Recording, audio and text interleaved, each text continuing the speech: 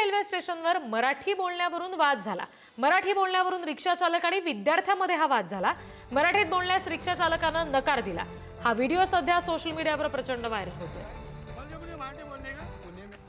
महाराष्ट्रात जाऊन मराठी बोलायचं, कुठं मराठी बोलल्यावर ले फोटो आम्ही मराठी बोलणं म्हणतो तुम्हाला। हाँ मराठी नहीं आता है तो क्या करेगा?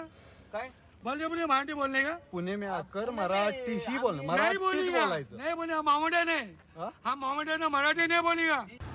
महाराष्ट्रात जाऊन मराठी बोलायचं, आणखी तपशील आपण घेणार आहोत। कुठं मराठी प्रतिनिधी बोलल्यावर? ज्ञानेश्वर चौतमल आपल्याशी जोडले गेलेले आहेत त्यांच्याकडून। ज्ञानेश्वर, काय नेमका हा सगळा वाद झालेला होता आणि पोलिसांनी या प्रकरणाची दखल घेतलेली आहे का? सोशल मीडियावर व्हायरल होणारा हा व्हिडिओ आहे। पुण्यातल्या रेल्वे स्टेशन परिसरातला हा व्हिडिओ असल्याचं सांगितलं जात आहे, ज्यामध्ये काही विद्यार्थी आहेत आणि रिक्षा चालक आहेत यांच्यात बाचाबाची सुरू आहे, वाद सुरू आहे।